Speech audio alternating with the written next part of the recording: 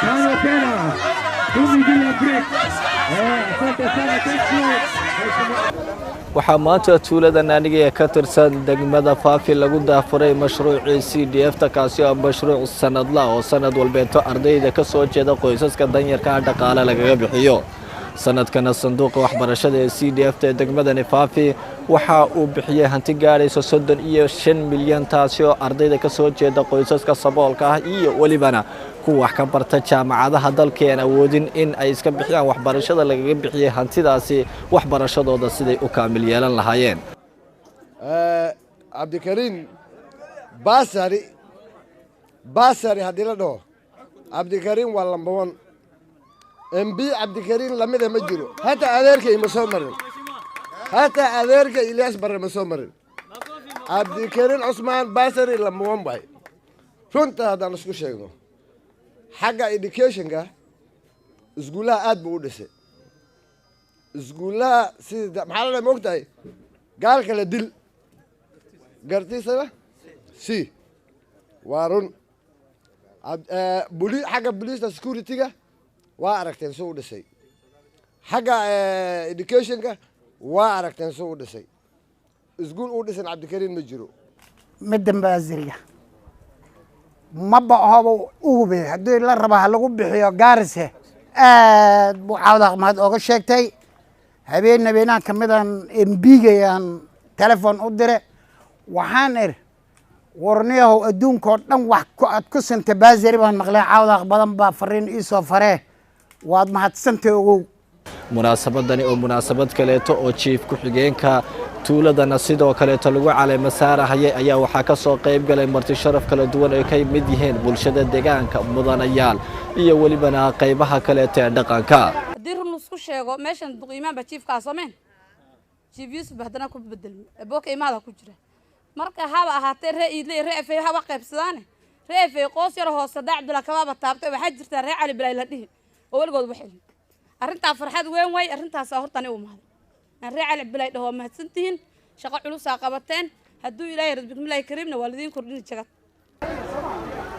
dadka deegaanka ayaa xildhibaanka degmada Faafi mudane Cabdikarim Usman Ranti dhankiisa waxay uga mahad celiyeen sidii uu adeegay muddadii uu kursiga ku fadhiyay kaasi oo wax qabad fara badan oo ku naaloon hayaan sameeyay annaga wax noo dhinaa ma jirin waxaan raadinaynay faratir asagana wuxuu dhahay farxal baan keenay cunadii weyneedna way dhimantaa marka insha Allah taala one way one direction wax la dhibaan rabnaa waayo asaga haduu intuu socdo adna waxa la qorhayo Cabdikarim Caaydi ah ku faraxsanto wuxuu u maqan yahoona annaga aan naho meeshaas ay tahay marka maadaama aan garab siin waayna Cabdikarim ana waxaan qabaa sabeen inaa ku xirtiin horta maanta reefaafinima sabeen inaa ku xirtiin yaan u baahanahay waa la kici xafiis baad tagi qof baad ugu tagi magac baad u geeyni waa la soo qori 2 cunug 3 cunug 4 cunug waxay noqotay aad geysato qof lagu soo celiyo kulay ana ma maleynay ma arkin horta ana shakhsi ahaan ma arkin dhalin hadaan ahana annaga waa qalin iyo buugaas waay dhalinta jaamacadda noogu jiraan inta aan geysanay way naga qaadeen xafiiska CDF aad bay ugu mahadsan yihiin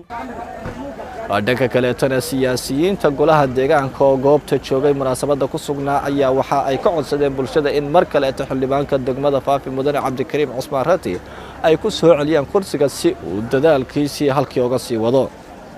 Cabdikarim wax lagu bedelay malaho 5 sano uu dhameysan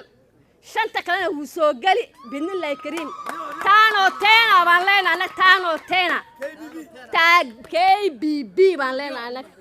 sheekada meesha kala xir ama dad qaasin ha socdo ama heblow ha socdo sida xasan xalana uu inta soo reeha rubaasa waxa kulli meel bay ku dhamaan way dhamaan ana ku dhataa way dhamaan Cabdikarim wuna ku soo noqon gambarkiis 5 sano haduu Ilaahay yiraahdo asi kastaba aatee xildhibaanka degmada Faafi mudane Cabdikarim Usman Ranti ayaa dhankiisa ka codsaday in dawladda ismaamulkan ay gaarisa dhaqaalaha badan ay hayso kaabayaasha dhaqaalaha ay ku beeriyaan ninka cali bulowga ordi ninka hortaaga ma jirto uu taagay uu jooga laakiin waxa jirta marka mas'uulnahay waxaan dooranay nin walaalkaan naga waxaan dooranay inuu cid wax u qabto waxaan dooranay inuu gaarta account u qabto haddii la dhaho waxa muu qabanay maceeba arrintii World Bank way socotaa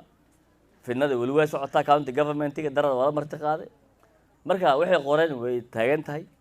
weli fidnada way wadaan may dhaafin laakiin waan ka badinaynaa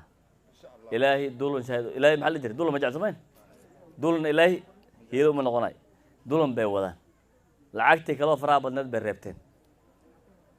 lacagtii faraha badneed yaa reebteen tii kaloo ilaahay nooga soo qaaday World Bank dowladdaanada soo qaaday Hashim Maxamuud Baraar Kulmiye TV Garissa